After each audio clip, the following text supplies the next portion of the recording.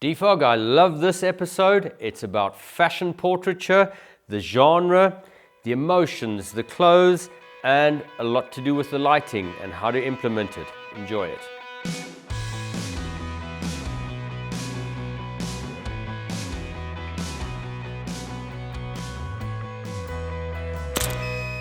Hi dphog. Today I'd like to talk about a genre that sits in between a few other genres, and that is fashion portraiture.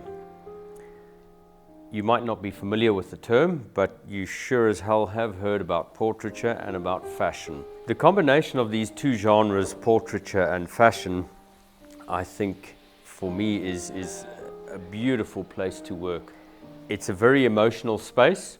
With fashion, you focused a lot on the garment and what the wardrobe is doing, and it's all about telling the story of the wardrobe, and the person comes second. Whereas fashion portraiture, you are taking portraiture, the likeness of the person, so it focuses on the person and how that wardrobe makes them feel in a way that straight fashion doesn't.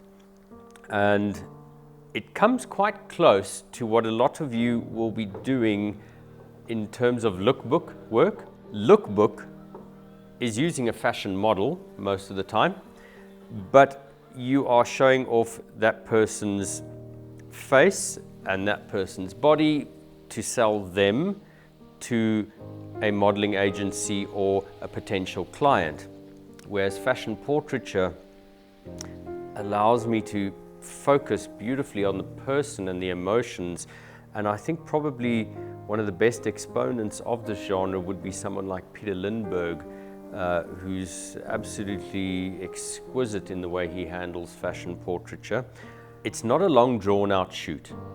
Sometimes people will be too worried about having 7 or 8 or 9 or 10 mediocre options in wardrobe and trying to get through all of those shots, and it's kind of distracting. And you know that emotion where you're so worried about nailing a look on each one of those outfits. Fashion portraiture I find to be a little bit more condensed and simplified in terms of choosing 3 relatively more simple pieces that are just flattering and good pieces of fashion, and then focusing on the emotions and the beauty. And I think that's what I love so much about this shoot. She is just an incredibly beautiful woman, not Barbie doll, woman, with emotions, flaws. She's someone that you'll fall in love with. She's someone that you'll love those nuances. You'll love those imperfections. I think fashion portraiture condenses love more than just your ability to look at something that's manufactured. It's not a Barbie doll. But enough said about the genre. Let's move on to the lighting and the way I like to light fashion portraiture. So for me, the honesty that is so condensed within fashion portraiture, I like to move away from what happens in the world where people are focused on clinical beauty. Dare I say it, a very fake environment. Whereas for me, fashion portraiture becomes a lot more of a real environment. So lighting wise, I like to think of it as the perfect imperfect. And I don't want to be precise with the light. When you think of precision, you think of highly manicured, highly retouched images that, you know, Instagram's full of it. Everyone lives in a perfect little world. But fashion portraiture, for me, the lights go down very, very low. They almost don't touch the subject. They're almost just there to clean up the subject enough to translate what I have in my mind for how I see that subject.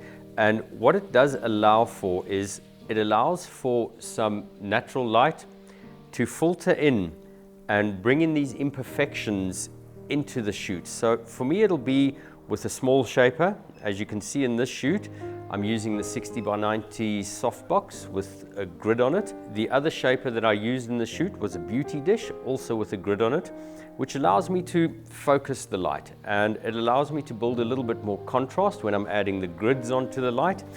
It gives an edge to the light that I really enjoy. So the difference in lighting for me, a fashion portrait and maybe a boudoir shot or more generic, softer portrait, is that the fashion portrait, the fashion element that comes into the portraiture, gives you this exquisitely sophisticated edge that, for me, I get from the more focused light of the smaller soft boxes. So it's not all about having a big soft box, whether it's an octabox or a larger shaper. I'm getting a soft, gentle wrap on that, which creates a little bit more of a generic portrait. So that's why for fashion portraiture, for me, I'm looking for a more direct, a more contrasty, a more edgy light to translate what I'm feeling about this subject. Lighting in all of these instances was very basic. I like to keep it simple. It's one light, that's all. You don't need to get too complicated and pay too much attention to people's equations in terms of how exactly to light. For me, it's a very simple process. Make it flattering, number one. So pay attention to the shape of your subject's face and where your light is, whether it's above the eye line, slightly above the head, to chisel the face a little bit, whether it's slightly off the center of the face so that it's not clean, so that it's building in a little bit of shadow. In other words, you're going more for a little bit of a loop type of light, or whether you broad lighting or short lighting. It's simple concepts of flattering the portrait. And that's why, for me, I call it the perfect imperfect.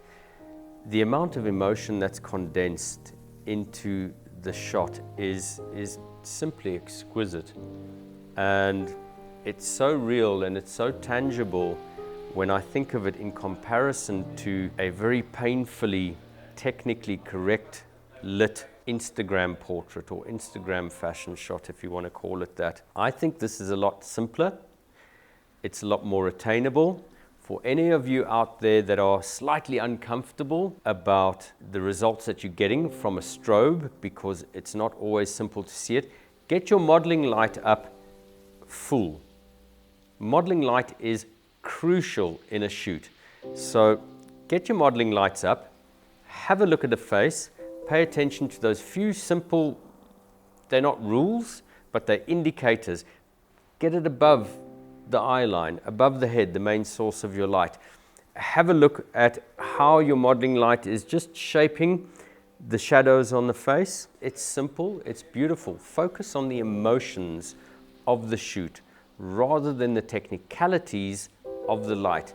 And I think you'll see that that strikes a chord with a lot of people. In the long run, you'll see that you'll start developing your own style of work much faster than what you're following the pack with a very broad, formulaic lighting setup. dphog, I hope this quick little insert on fashion portraiture has helped to give you inspiration for your next shoot.